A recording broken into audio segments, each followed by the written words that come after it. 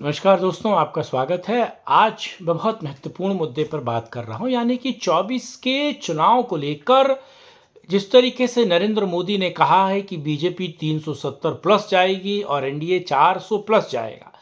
तो आखिर ऐसा नरेंद्र मोदी क्यों कह रहे हैं और उसके पीछे कारण क्या है? क्या वाकई 370 प्लस बीजेपी का सपना नरेंद्र मोदी जो देख रहे हैं, या फिर एक तरीके से संगठन में जान फूंकने का ये जो नारा दे रहे हैं उसके पीछे के कारण क्या है?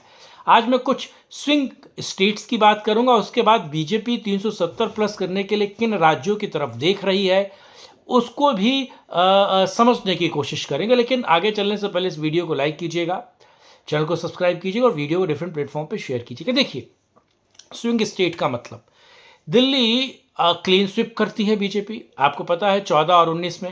हिमाचल क्लीन स्वीप करती है। आप ये सोचिए कि हिमाचल के साथ साथ उत्तराखंड क्लीन स्वीप करती है और राजस्थान बीजेपी और एनडीए क्लीन स्वीप करते हैं। बहुत सारे ऐसे प्रदेश हैं जहां पर बीजेपी क्लीन स्वीप करती है और उसे पता है कि इस प्रदर्शन को वो दोबारा दोहरा सकती है। अब ये समझिए, बहुत महत्वपूर्ण है इसमें। और जो चुनावी पंडित इस बात को कहते हैं कि बीजेपी अब उस मेजरमेंट तक नहीं पहुंचेगी, यानी कि क्लीन स्वीप नहीं कर पाएगी, मैं उनसे ये पूछना चाहता हूं कि आखिर क्या कारण आपको नजर आते हैं पिछले 5 सालों में कि बीजेपी 7 की 60 या फिर तमाम उन राज्यों में जिसमें उसने क्लीन स्वीप किया उसमें नहीं कर पाएगी? कोई बड़ा कारण वो बता भी नहीं पाते और ऐसा है भी नहीं। तो क्लीन स्वीप तो इन राज्यों में कर रही है। उत्तर प्रदेश तो उसको एक तरीके से 62 से 72 तक और 75 तक पहुंचा रहा है। लेकिन अब दूसरा ये समझिए, किन राज्यों से बीजेपी को उम्मीद है कि वो बीजेपी के लिए स्विंग स्टेट्स बनेंगे। मैं सबसे पहले देखता हूं तेलंगाना की तरफ। अलग अलग राज्यों को समझाने की कोशिश करूंगा, वहां की राजनीतिक पृष्ठभूमि को भी समझाने की कोशिश करूंगा। तेलंगाना में बीजेपी का एक बहुत बेहतर काडर तैयार हो रहा है। पिछले 2 चुनाव में आपने देखा, तेलंगाना में बीजेपी मुख्य विपक्षी दल की तरह तैयार हो रही है। बीआरएस को कांग्रेस से ज़्यादा चुनौती बीजेपी ने दी, लेकिन बांदी संजय कुमार को हटाने के बाद तेलंगाना में जिस तरीके से हाशिए पर बीजेपी गए और बीजेपी ने अपने पैर किस तरीके से खींचे, क्या वो क्षेत्रीय इकाई यानी कि बीआरएस को कमजोर करना चाहती ताकि 1 to 1 सीधे कांग्रेस के साथ कर पाए? और जब छत्रप के अलावा बीजेपी राष्ट्रीय इकाई से लड़ती है किसी विपक्षी दल से, तो बीजेपी ज़्यादा कंफर्टेबल मार्जिन से जीतती है। 4 लोकसभा सीटें लास्ट टाइम जीती थी और इस बार बीजेपी को उम्मीद है कि वो कम से कम 7-8 सीटें जीतेगी।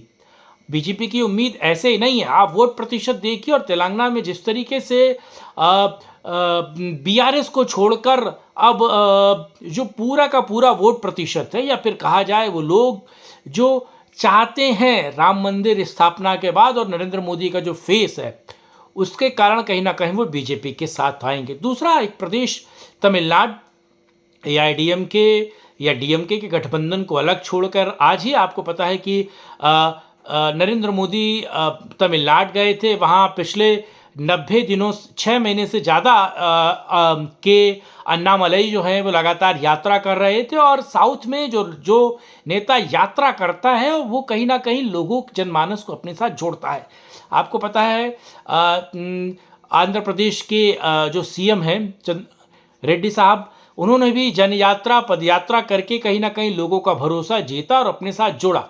तो तमिलनाडु में पिछले 7 महीनों की अन्नामलई की यात्रा, उसके बाद तमिलनाडु में आपको पता है कि एक सीट 2014 में बीजेपी जीत चुकी है, वो सीट जहां पर रामेश्वरम मंदिर है। खैर, अब ये समझिए कि जिस तरीके से तमाम एग्जिट पोल और यहाँ तक कि वो एग्जिट पोल जो वहाँ के क्षेत्रीय चैनलों के हैं, यानी कि क्षेत्रीय जो मीडिया है, रीजनल मीडिया है उसका, या नेशनल एग्जिट पोल देखिए, या जिस तरीके से अन्नामलई की यात्रा में लोगों का एक तरीके से जुड़ाव हो रहा है, कहीं ना कहीं बीजेपी 20% वोट से बेहतर वहाँ पर गेन कर रही है। तो 20% वोट और साथ साथ दूसरी तरफ जब एआईडीएमके को आप साइडलाइन कर देते हैं, यानी आप एकला चलते हैं और बड़े पैमाने पर चुनाव लड़ने की कोशिश करते हैं और वो तमाम गठबंधनी साजिशों से बाहर निकलते हैं, क्योंकि बीजेपी तमिलनाडु में अपने पैरों पर खड़ा होना चाहती है। और आपके पास जब अन्नामलई जैसा आकर्षक और युवा नेता हो जिसने पार्टी कैडर को मजबूत किया और जमीन पर लड़ा हो, जमीन पर खड़ा हो, लगातार पदयात्रा की हो, तो बीजेपी को भी पता है कि वो जितना बेहतर तमिलनाडु में करेगी, और 18 से 20% वोट बैंक अगर आपके पास आ रहा है, 18% वोट अगर अब आपको पड़ रहे हैं पूरे तमिलनाडु में, तो आप कम से कम 6 से 7 सीटें जीतते हैं, और 39 के आसपास वहाँ सीटें हैं। अगर 7 या 8 सीटें आप जीतते हैं तो एक जो दुर्ग है तमिलनाडु का, उसे आप ढा रहे हैं। उसके पीछे काशी तमिल संगम जो नरेंद्र मोदी ने किया, रामेश्वरम लगातार उन्होंने पूजा किया, और राम मंदिर और नरेंद्र मोदी जो आइकन है, और ख़ास तौर से नरेंद्र मोदी जो बिगर द पिक्चर निकल के आ रहे हैं, उनका एक बहुत बड़ा प्रभाव है। तीसरे जिस बड़े स्टेट की मैं बात कर रहा हूँ, ये है पश्चिमी बंगाल। पश्चिमी बंगाल में आप देखिए जिस तरीके से नंदीग्राम का केस हुआ, और नंदीग्राम में आप समझिए लेफ्ट पार्टीज को उखाड़ कर फेंका, और वो एक जन आंदोलन था। उस जन आंदोलन में ममता बनर्जी निखर के आई, वो सत्ता पर काबिज हुई, और किस तरीके से कांग्रेस, सीपीआईएम, लेफ्ट पार्टी को साइडलाइन करने के बाद ममता बनर्जी आकर वहाँ पर पेबस्त हुई। अब ये समझिए कि पश्चिमी बंगाल में जिस तरीके से संदेश खाली की पूरी घटना घटती है, बीजेपी बेहतर प्रदर्शन करती है, और लेफ्ट की तीनों पार्टियां, मतलब ये विपक्ष की तीनों पार्टियां एक साथ खड़ी होती हैं, वो लेफ्ट हो, वो कांग्रेस हो, या बीजेपी। सबको पता है कि संदेश खाली कितना महत्वपूर्ण संदेश है, और वोटों की गिनती के हिसाब से, राजनीति की धुरी के हिसाब से पूरे बंगाल की राजनीति को वो घुमाएगा। और राम मंदिर नरेंद्र मोदी का तो चेहरा है ही। आपने देखा कि 18 सीटें पिछली बार पश्चिमी बंगाल से बीजेपी ने जीती, और लेकिन इस बार मुझे लगता है वो सीट बहुत बढ़ेगी, और वो 22 के आसपास जाती हुई दिख रही है। जो लोग कह रहे हैं कि शायद बीजेपी को घाटा होगा, वो शायद भूल गए हैं कि पिछले 6 महीने में जिस तरीके से राजनीतिक परिवर्तन हुआ है, संदेश खाली को लेकर महिलाएं, आम आदमी सब सड़क पर मौजूद है। और ख़ास तौर से अगर संदेश खाली को हटा भी दिया जाए तो जो मतुआ समुदाय है, सीएए मुझे लगता है कि उसका गजट कल परसों में पास होने वाला है, नोटिफिकेशन सरकार उसका निकालने वाली है, और बहुत जल्दी आप देखेंगे कि मतुआ समुदाय जिन्होंने 2019 में एक भरपूर बड़ी मात्रा में बीजेपी को वोट दिया था, और वो इस बार भी बीजेपी को बड़ी मात्रा में, प्रचुर मात्रा में वोट देने जा रहे हैं। तो यानी कि ग्राफ बीजेपी का वहाँ पर भी बढ़ेगा, आंध्रा में भी बढ़ेगा, तेलंगाना में भी बढ़ेगा।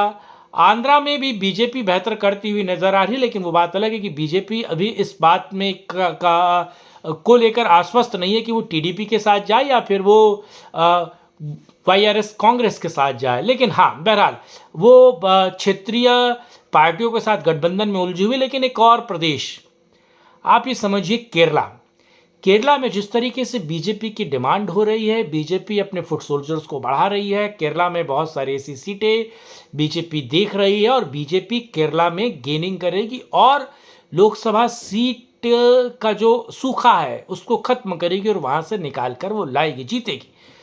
तो मैंने आपसे 4 अलग अलग स्टेट्स के बारे में बताया, और चारों स्टेट में नरेंद्र मोदी का नाम, मंदिर की बात, और जिस तरीके से राशन प्रशासन की बात की जा रही थी, वही महत्वपूर्ण है। 5वां और आखिरी स्टेट उड़ीसा में देखिए, किसी भी राज्य में विपक्ष बीजेपी अगर पावर में नहीं है तो जो केंद्र की योजनाएं जो हैं वो बड़े पैमाने पर उस स्टेट को स्ट्राइक नहीं कर रही हैं। लेकिन उड़ीसा मात्र एक ऐसा राज्य है जहां पर केंद्र की योजनाएं स्ट्राइक भी कर रही हैं, नरेंद्र मोदी का चेहरा भी बन रहा है, और नरेंद्र मोदी बेहतर तरीके से उड़ीसा में छाए भी। और बीजेपी सत्ता में रही है, वो बात अलग है कि वो नवीन बाबू के साथ रही है, लेकिन बीजेपी अब बेहतर करने जा रही है। और आपको पता है कि लोकसभा चुनाव के साथ साथ वहाँ का भी चुनाव, वहाँ की विधानसभा चुनाव भी हो जाते हैं। तो उड़ीसा में भी बीजेपी को फ़ायदा मिलने वाला, और जिस तरीके से member of parliament upper house Arvind Vaishnav जो रेल मंत्री है वो चुने गए, तो आप ये समझिए बीजेपी कहीं ना कहीं पूरे गेम प्लान को बना रही है, और 370 प्लस का जो आंकड़ा है वो बीजेपी छूने को बेकरार है। और वो नरेंद्र मोदी लोकसभा में यूं ही नहीं कह रहे 370 प्लस, उसके पीछे बहुत कारण भी है। तो ये वीडियो आपको कैसा लगा, इसके बारे में सुझाव दीजिए, और अगर कुछ कमेंट्स करके आप कुछ बताना भी चाहते हैं, कुछ ऐड करना चाहते हैं, वो भी बताइए, और अगर कोई गलती हो तो सुधार करना चाहते हैं तो भी कमेंट्स के जरिए बताइएगा। वीडियो आपको कैसा लगा प्लीज़ इसको लाइक कीजिएगा, चैनल को सब्सक्राइब कीजिएगा, वीडियो को शेयर कीजिएगा। जय हिंद, नमस्कार।